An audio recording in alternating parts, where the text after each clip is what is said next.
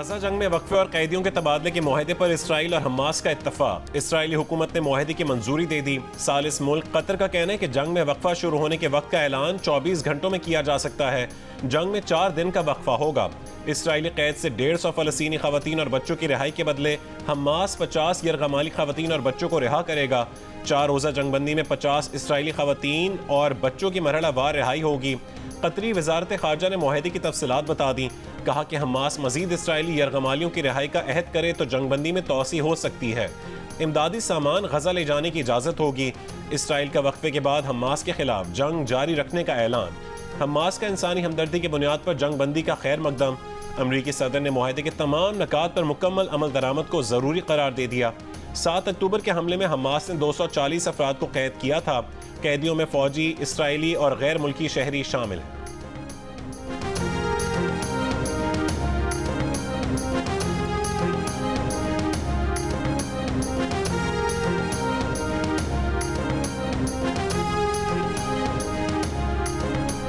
चीन, ब्राज़ील, जनूबी अफ्रीका और अक़वाम मुत्तहिदा के सरबराहों की मौजूदगी में सऊदी वली अहद शहज़ादा मोहम्मद बिन सलमान ने 1967 की सरहदों के मुताबिक आज़ाद फ़लस्तीनी रियासत का क़याम लाजमी करार दे दिया।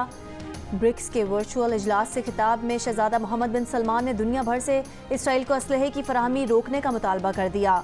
गजा की पट्टी पर वहशियाना हमलों की मजम्मत, फ़लस्तीनियों की बेदखली मुस्तरद, इज्तिमाई जिद्दोजहद पर जोर।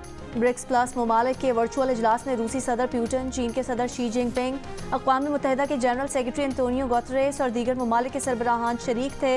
चीन के सदर शी जिनपिंग ने खिताब में फौरी जंगबंदी पर जोर दिया।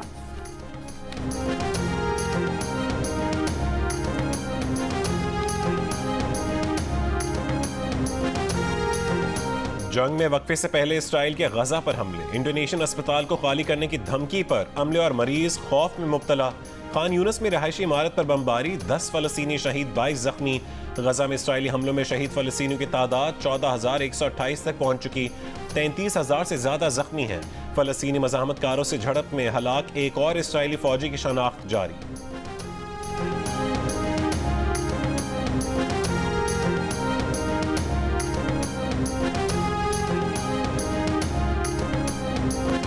निगरान वज़ीर आज़म अदालत पेश हों। बलोच तलबा की अदम बाजियाबी पर इस्लामाबाद हाई कोर्ट ने 29 नवंबर को तलब कर लिया।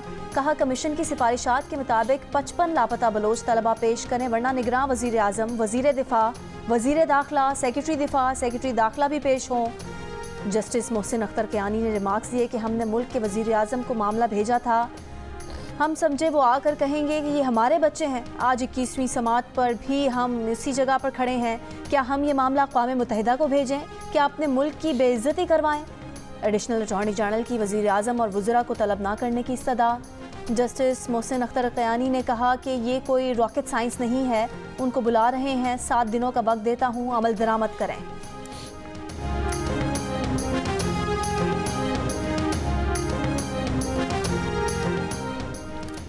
सुप्रीम कोर्ट ने साइफर केस में रियासत और वजारत दाखिला को नोटिस जारी कर दिया। जस्टिस याहिया ने कहा कि इंक्वायरी में कहा गया था कि शरीक मुल्ज़िमान का किरदार तफ्तीश में तय किया जाएगा। हतमी तफ्तीशी रिपोर्ट में आजम खान से मुतालिक तफ्तीशी ने क्या कहा? वकील सफाई सलमान सफदर ने कहा कि तफ्तीशी ने कोई वाज़ेह मौक़िफ़ नहीं अपनाया। आजम खान अगवा हुए और उनके अहल खाना ने मुकदमा भी अगवा का दर्ज करवाया। अगवा के बाद हैरान कुन तौर पर आजम खान का 164 का बयान आ गया। जस्टिस सरदार तारिक मसूद ने कहा कि देखे ना, ऐसे फिर सच सामने आता है। वकील सफाई सलमान सफदर ने कहा कि आजकल तो सच ऐसे ही सामने आता है। जस्टिस सरदार तारिक ने कहा कि आप मुकदमात को सियासी तौर पर चलाएंगे तो यही होगा। किसी ने कहा था कि अखराज मुकदमा और जमानत को एक साथ चलाएं। मुल्जिम कम उम्र नहीं है और केस मजीद इंक्वायरी का है तो उस तरफ लाएं। जस्टिस आयशा मलिक ने कहा कि आपके केस में मरकजी ग्राउंड्स क्या हैं। वकील सफाई सलमान सफदर ने कहा कि हमारा केस ये है कि केस बनता ही नहीं।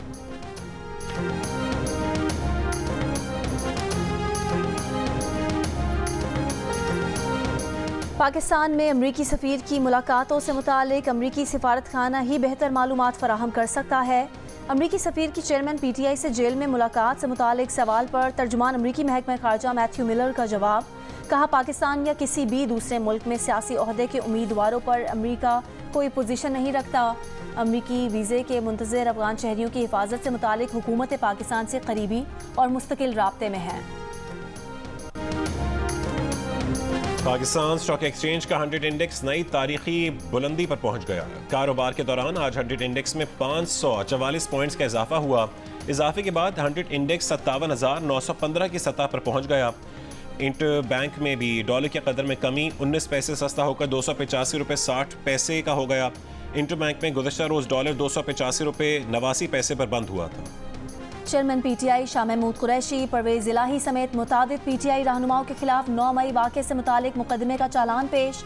गुजरांवाला की इंसदादे दहशतगर्दी अदालत ने 50 मुल्जिमान को 27 नवंबर को तलब कर लिया। हसास तनसीबात पर हमले और जलाओ घिराव का केस पुलिस की मुदायियत में थाना कैंट गुजरांवाला में दर्ज किया गया था।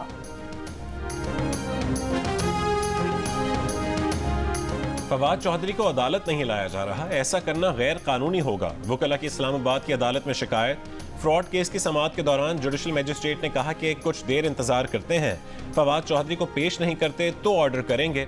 समाअत में वक्फा। एमक्यूएम और नून लीग के दरमियान सीट एडजस्टमेंट के लिए दोनों जमातों की कमेटियों का पहला इजलास आज होगा। इजलास आज दोपहर मुस्लिम लीग हाउस में होगा। कमेटियां अपनी अपनी तजावीज़ देंगी। वर्किंग रिलेशनशिप और दीगर मामलात पर गुफ्तगू होगी।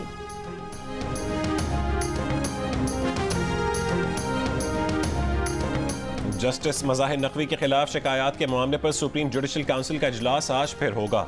गुज़िश्ता रोज़ इजलास बगैर नतीजा ख़त्म कर दिया गया। काउंसिल मेंबरान ने मुशावरत की कि जस्टिस मज़ाहिर नकवी के खिलाफ रेफरेंसेस पर शो कॉज नोटिस करना है या रेफरेंसेस खारिज होंगे। इस दौरान शिकायत कुनंदगान समेत तमाम फरीक़ैन को बाहर भेज दिया गया। जस्टिस मज़ाहिर नकवी भी इजलास में शरीक थे। फौजी अदालतों के खिलाफ सुप्रीम कोर्ट के फैसले पर पंजाब हुकूमत रजिस्ट्रार ऑफिस का एतराज़ दूर करके आज दोबारा अपील जमा कराएगी। दरख्वास्त में इस्तदा की गई है कि फौजी अदालतों से मुतालिक फैसले को कलअदम करार दिया जाए। सुप्रीम कोर्ट ने 184(3) के तहत अपना आईनी दायरा इख्तियार इस्तेमाल किया। आइन और कानून के मुताबिक दीगर फॉरम्स मौजूद हों तो 184(3) का दायरा इख्तियार इस्तेमाल नहीं किया जा सकता। फौजी अदालतें और आम अदालतें 1947 से काम कर रही हैं।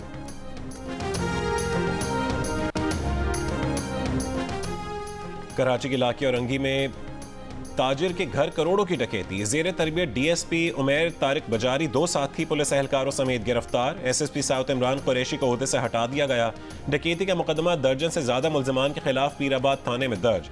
तहकीकाती रिपोर्ट में डकैती जेर तरबियत डीएसपी की सरबराही में पुलिस एहलकारों और प्राइवेट पार्टी की जानिब से करने की तस्दीक हुई थी। डकैती पुलिस यूनिफॉर्म में 2 एहलकारों और 5 आम अफराद ने की थी। डकैती में 1,90,00,000 रुपए, 60 तोले सोना और दीगर कीमती सामान लूटा गया। लूटा गया कैश और सोना ताजिर के घर से एक स्कूल बैग में रखकर ले जाया गया।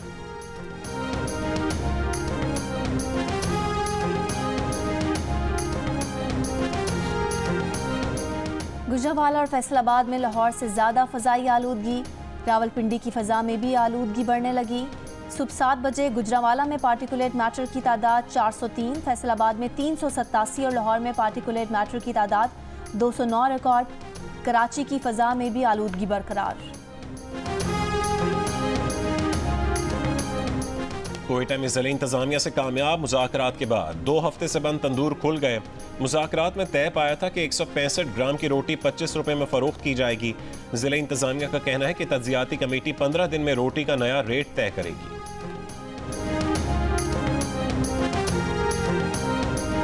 महकमा दाखिला खैबर पख्तूनख्वा का सूबे में 58,000 मशकूक कौमी शनाख्ती कार्ड ब्लॉक करने का फैसला।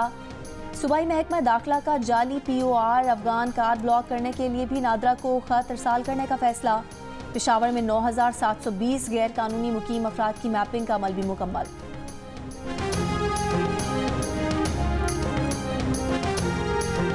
हैदराबाद में 2 मुसल्लह अफराद ताजिर से मुबैना तौर पर 5 करोड़ रुपए लूट कर फरार हो गए। ताजिर ने बताया कि मुल्जिमान ने खुद को FIA एहलकार जाहिर किया और उसकी कार में बैठ गए।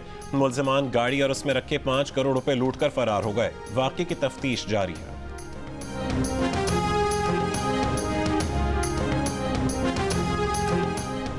कराची कस्बा कॉलोनी कब्रिस्तान से खातून की लाश मिली है। खातून की शनाख्त 35 साल की नसीब ताज के नाम से हुई। पुलिस के मुताबिक खातून को उसके शौहर ने फायरिंग करके कत्ल किया। मुलजिम फरार। नॉर्दर्न बाईपास के करीब यूनिवर्सिटी के हॉस्टल में 20 साल का तालिब इल्म अमन कुमार मुर्दा पाया गया। नौजवान की लाश 2 से 3 दिन पुरानी है। घर वालों के मुताबिक डॉक्टर ने अमन कुमार की मौत तबई करार दी थी।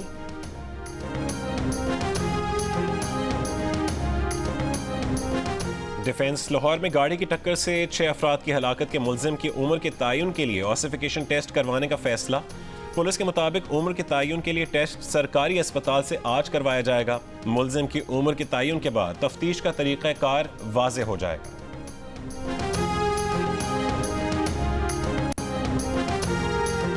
ख़वातीन से जिनसी हरासानी में मुलविस मुजरिमों को बेनकाब करने की ऑनलाइन मुहिम मी टू एक बार फिर जोर पकड़ने लगी।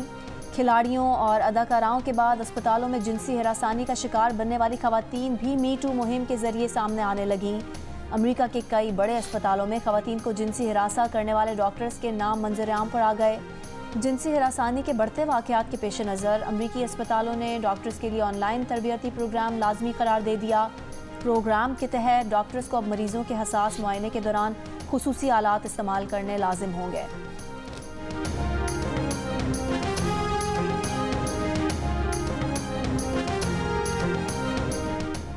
इसराइल को हथियारों की फराहमी रोकने से अमेरिका का इनकार। अमेरिकी कांग्रेस से इसराइल और यूक्रेन के लिए इजाफी इमदाद मंजूर करने की दरख्वास्त।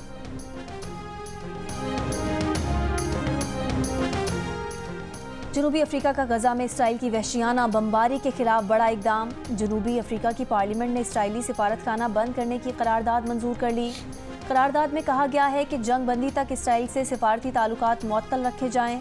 इससे कबल जनूबी अफ्रीकी सदर ने कहा था कि इसराइल गजा में नस्लकुशी और जंगी जराइम का मुर्तकिब हो रहा है। स्कॉटलैंड की पार्लियामेंट ने इसराइल और हमास के दरमियान जंगबंदी की करारदाद 28 के मुकाबले में 90 वोटों से मंजूर कर ली। फर्स्ट मिनिस्टर हमजा यूसुफ ने लेबर रहनुमा केयर स्टार्मर से मुतालबा किया है कि वो भी जंगबंदी की हिमायत करें। मुत्तहिदा अरब अमारात के सदर शेख मोहम्मद बिन जायद अल नहयान का भी गजा में फौरी जंगबंदी का मुतालबा।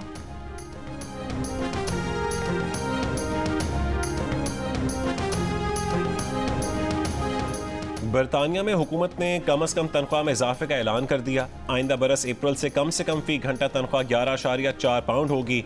बरतानिया में इस वक्त 23 बरस से ज़्यादा उम्र के अफराद के लिए नेशनल लिविंग वेज 10.4 पाउंड है।